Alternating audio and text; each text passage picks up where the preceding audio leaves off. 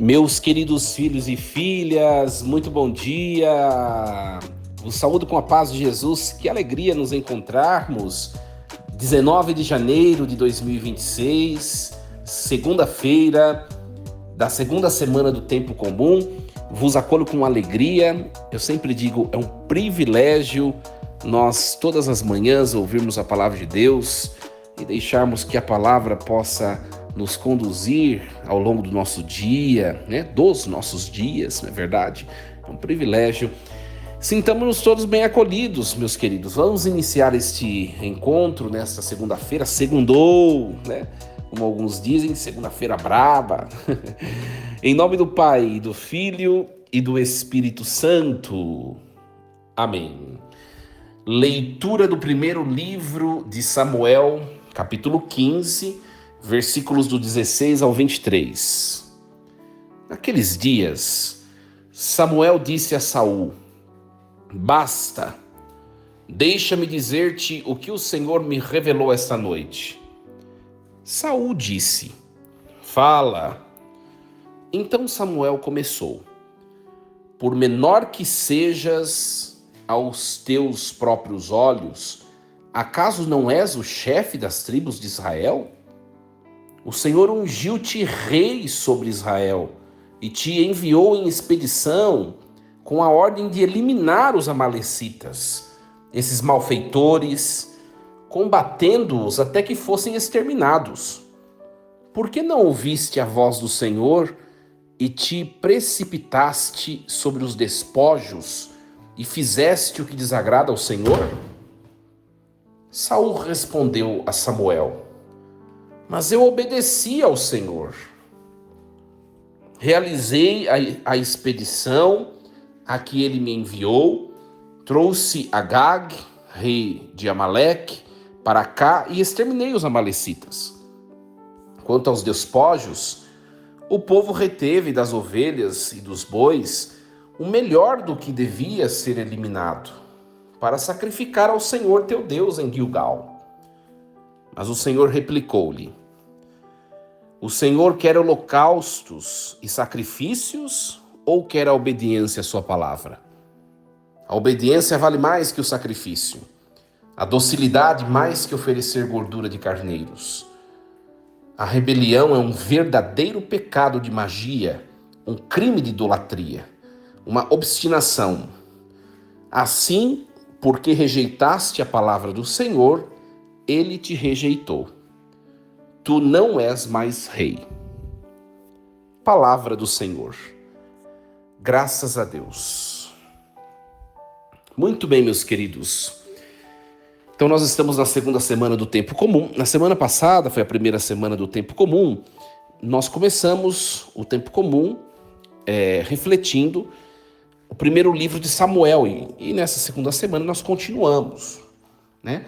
Eu explicava para vocês em todos os dias da semana passada que o povo de Israel viveu ao longo de toda a sua existência fases diferentes em relação à sua constituição como povo.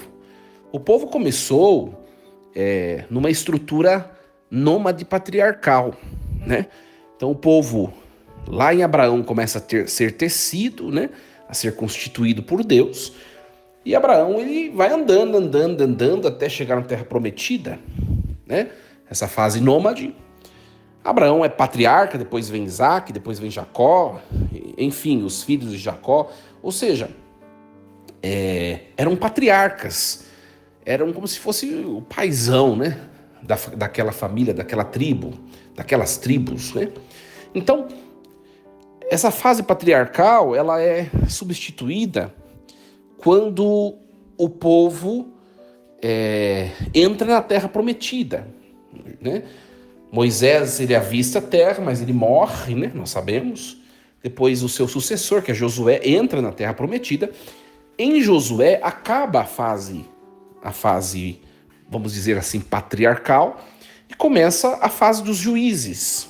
Não vai ter mais um patriarca, mas vai ter juízes que são suscitados por Deus para defender o povo na guerra, para exortar o povo quando necessário. Enfim, era essa a missão dos juízes. O que acontece? Chegou um momento que o povo se viu necessitado de um líder. E o povo quer se tornar um reino.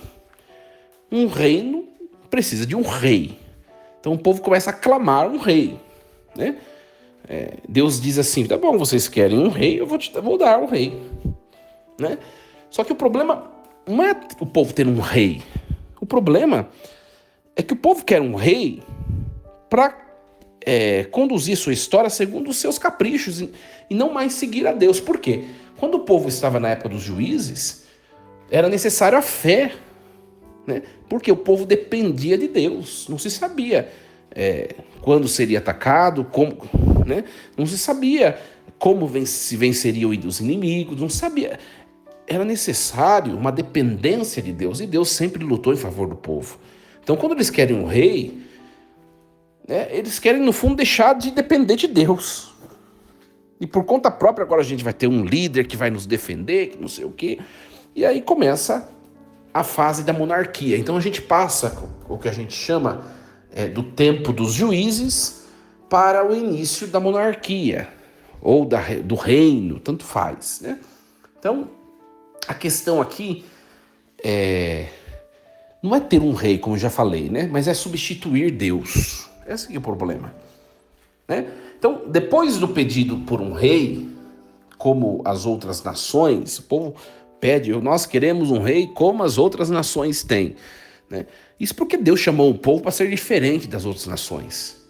Deus chamou o povo para ser diferente, para ser o povo dele, né? Para que as outras nações pudessem vê-lo e sentir-se também necessitadas de Deus, mas não, né? Aquela coisa, em vez de nós levarmos Deus, nós nos esvaziamos dele à semelhança das outras nações. Essa aqui é a questão, né? Então, queremos um rei como as outras nações. Esse foi o pedido do povo, no primeiro livro de Samuel, no capítulo 8, né? Então, o livro mostra que a realeza só se sustenta se permanecer submissa à palavra do Senhor. Mesmo que tenha um líder, se não tiver junto com Deus, não vai ser promissor o reino. Não vai ser. Então, Saul, o primeiro rei, hoje o que nós ouvimos fala de Saul, né? É um caso exemplar. Foi escolhido, foi ungido, mas testado no essencial, ou seja, escutar e obedecer a Deus. E quando essa escuta ela se perde, a liderança se torna exteriormente bem-sucedida e interiormente quebrada, né? Faz tudo certo exteriormente, mas por dentro está longe de Deus. Essa é a realidade do texto de hoje. E esse capítulo 15 que nós ouvimos hoje, né, ele relata a campanha de Saul contra Amaleque. Amaleque era o chefe, o deus dos amalecitas, né? Então, Saul vence os amalecitas. Então, em termos de guerra, foi bem sucedido Saul. Mas ele não cumpre plenamente o que Deus determinou, né? O que Deus tinha determinado?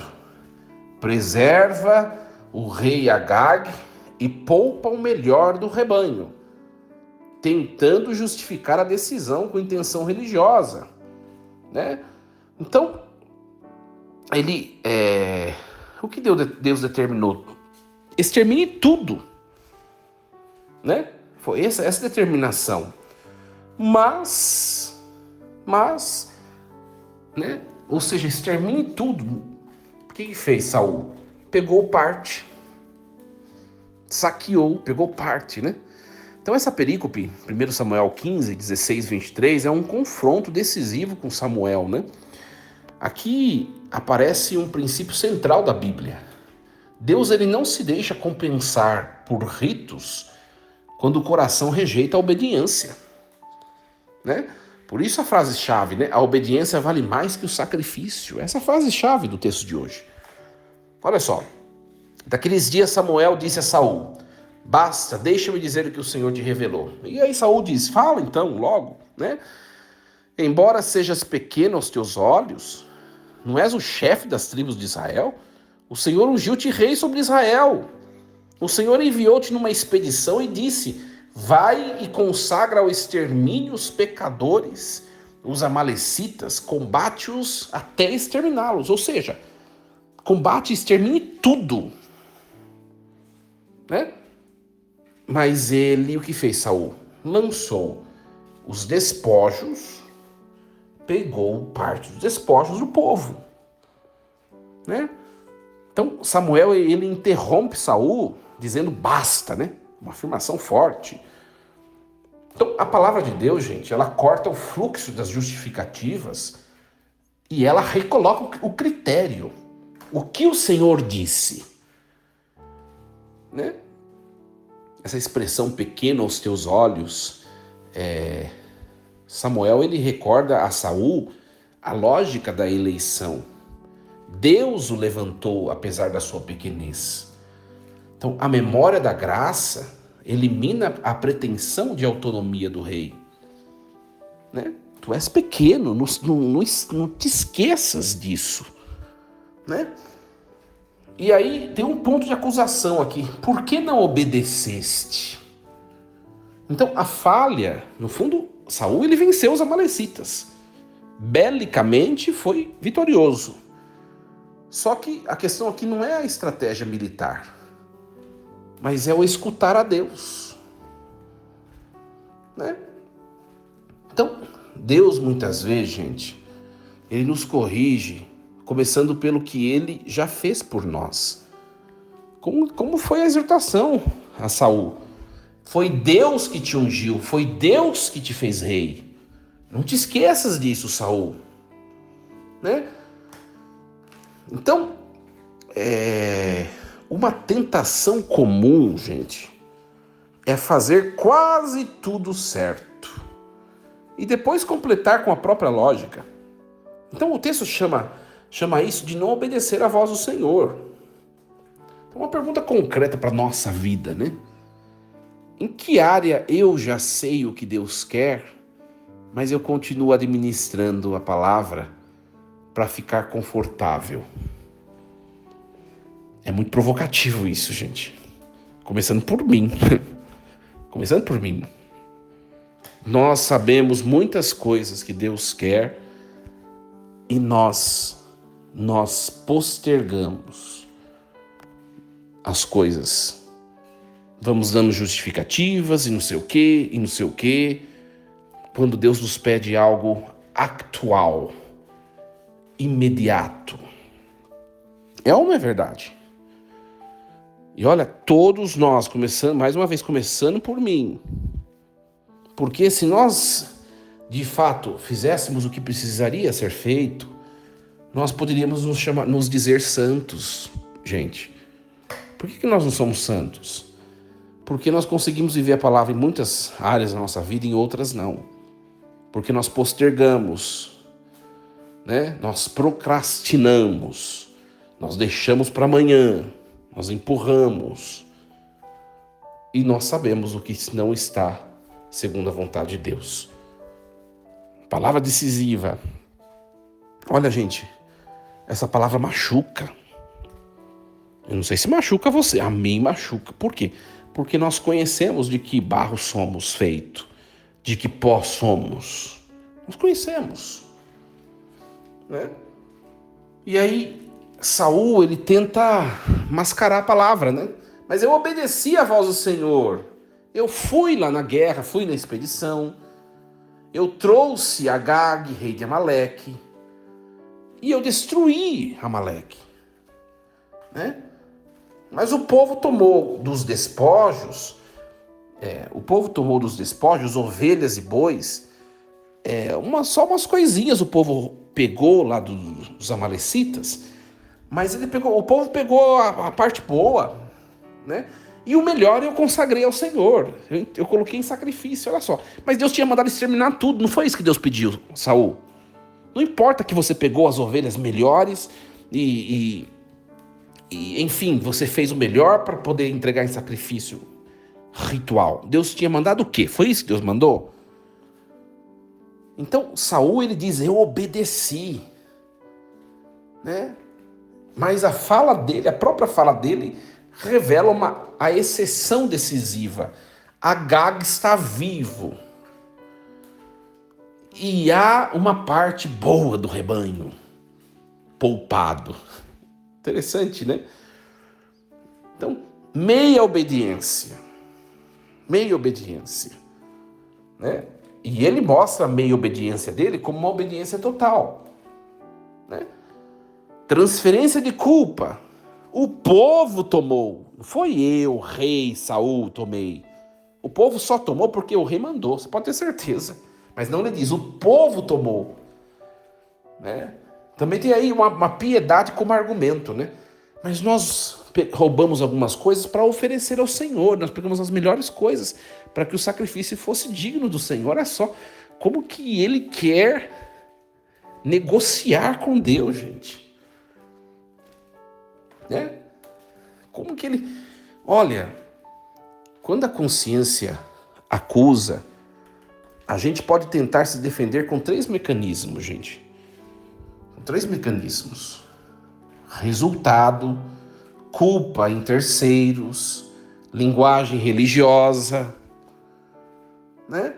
E o texto expõe essas 3 coisas, né? Ou seja, eu ganhei a guerra. Tá, mas não é isso que Deus está falando. Deus mandou você para lutar com os amalecitas e para ganhar mesmo. Mas não é disso que Deus está falando. Ou seja, ele usou... a primeira desculpa é o resultado. O importante é que deu certo. Né? É a mesma coisa um chefe de família, né? Que está desesperado porque tem que pagar alguma conta dentro da sua casa, e a esposa está preocupada, e a esposa diz: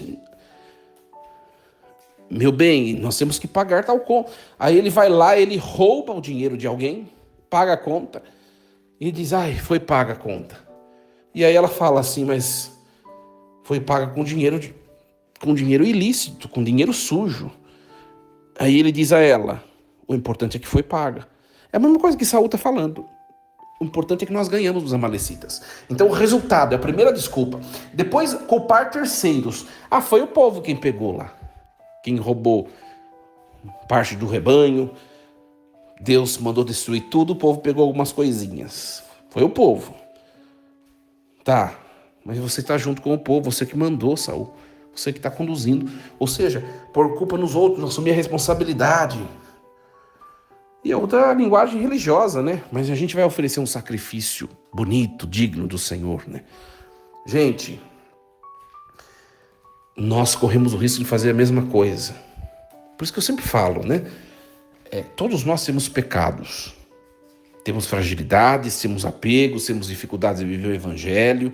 Se você diz não ter, é porque você não se conhece bem à luz do Evangelho. Você precisa rezar mais e meditar mais sua vida. Nós temos dificuldades de viver o Evangelho.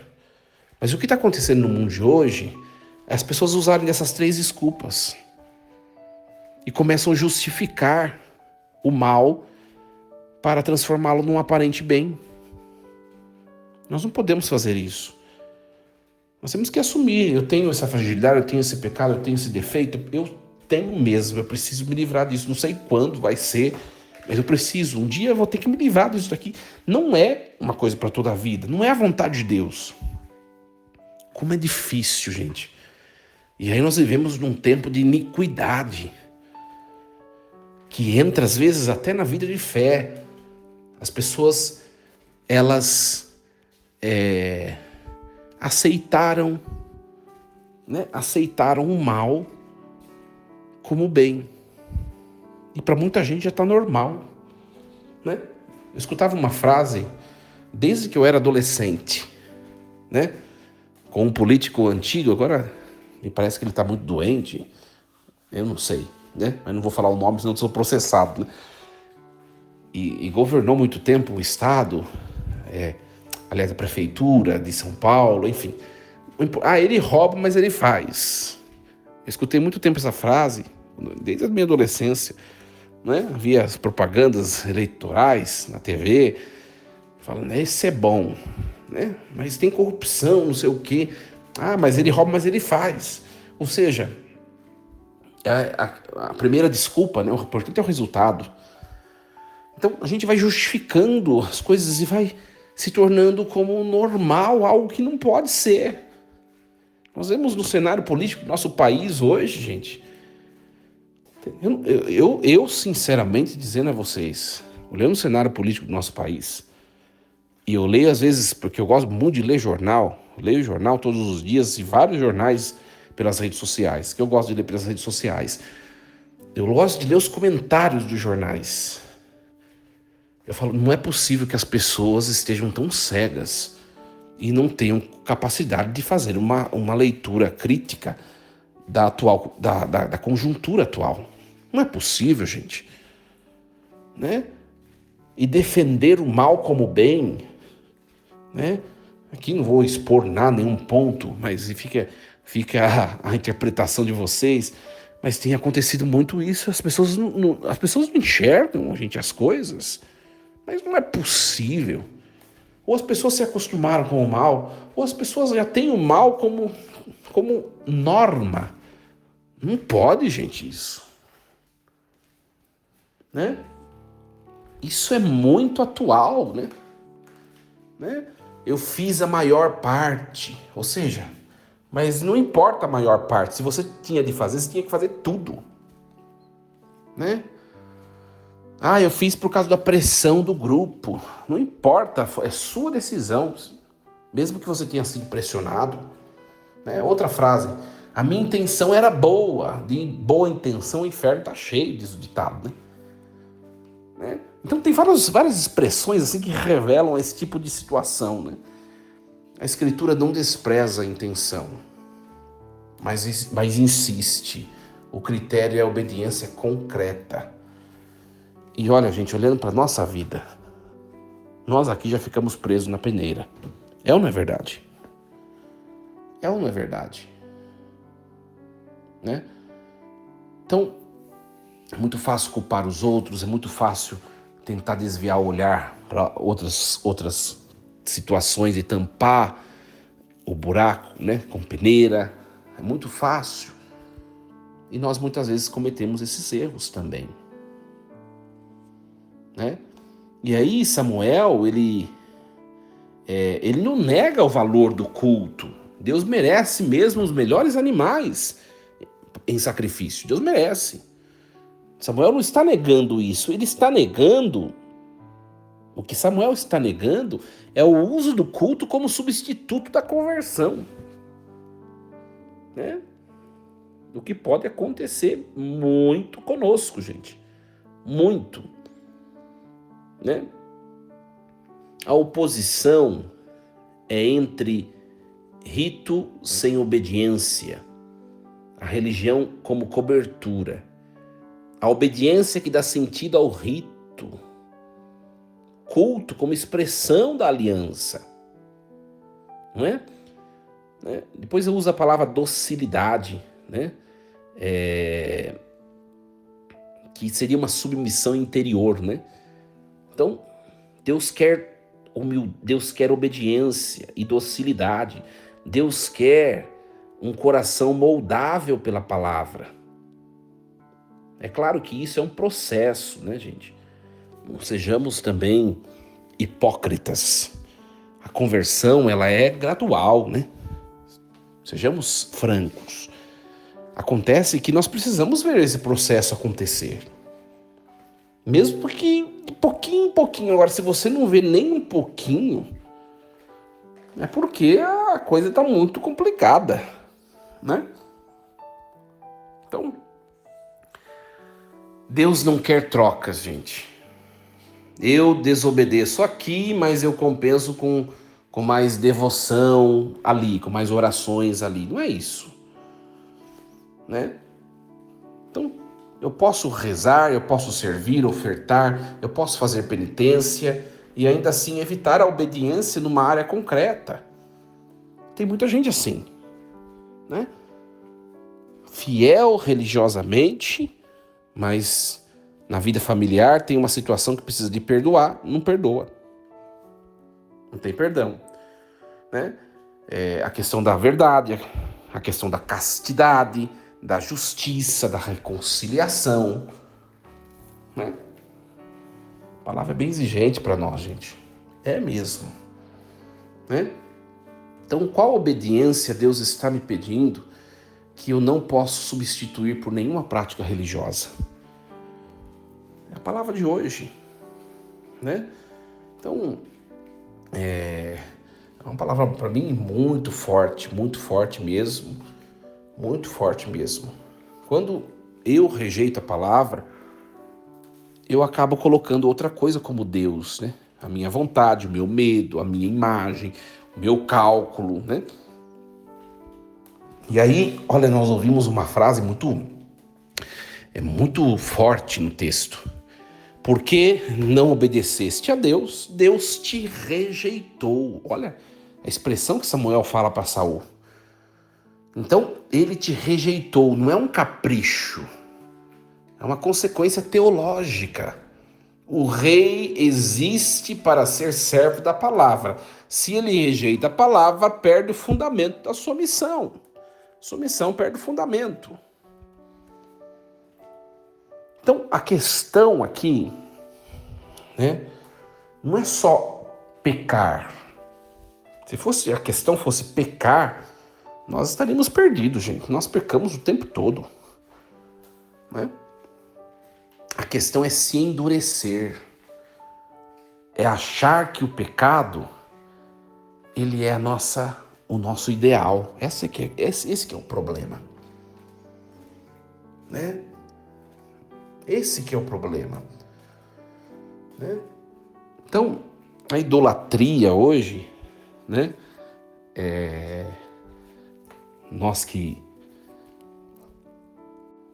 Idolatria hoje costuma ser muito sutil, né? Nós que acabamos nos relacionando com protestantes que ficam falando de imagens, né? A idolatria hoje em dia não é trocar Deus por uma estátua. Hoje a gente vai nas igrejas, até o mais ignorante dos católicos sabe que a gente não fica adorando aquele pedaço de barro, ou de argila, ou de gesso, né? Essas acusações aí já estão obsoletas, eles precisam mudar de acusação, né? A idolatria hoje não é trocar Deus por uma estátua, mas é trocar Deus por algo que eu não abro mão, né? Por exemplo, o controle, a vaidade, o poder, o prazer, o ressentimento, né? Isso é idolatria. Até mesmo ressentimento, viu? Quando eu não sei perdoar, eu estou idolatrando aquela culpa, porque eu coloquei aquela culpa maior do que o outro, maior do que Deus e maior do que eu mesmo, né? Então o antídoto ele é simples, mas ao mesmo tempo exigente, né? Retomar a docilidade, deixar Deus ter a última palavra, né? Então essa perícope de hoje, gente, é um alerta direto. A fé não se sustenta em justificativas religiosas, mas em obediência. Então Saul tenta transformar a desobediência em virtude. Mas a palavra revela que Deus quer um coração dócil. Obedecer vale mais do que sacrificar. Então, o texto nos chama a uma decisão concreta. Parar de negociar com Deus e voltar ao essencial. Escutar, acolher, cumprir o que Deus pede. Especialmente na área que eu mais tento encobrir com discursos, com resultados, com práticas. Palavra firme. Hoje é uma palavra que machuca. A mim, e eu tenho certeza que a você também, né? Palavra bonita, né, gente? Mas a gente vai crescendo, a gente vai evoluindo, a gente vai amadurecendo aos poucos, né? Cai, levanta. O importante é não deixar de levantar. E vamos seguindo adiante, né? Amadurecendo a cada dia um pouquinho mais. Não é verdade? Muito bem, queridos. Desejo uma excelente semana, com muita paz, muito amor, muita obediência a Deus. Força e coragem. Em nome do Pai, do Filho e do Espírito Santo. Amém. Amanhã nos encontramos novamente nesta reflexão diária. Lembremos-nos sempre, Deus está no comando de tudo.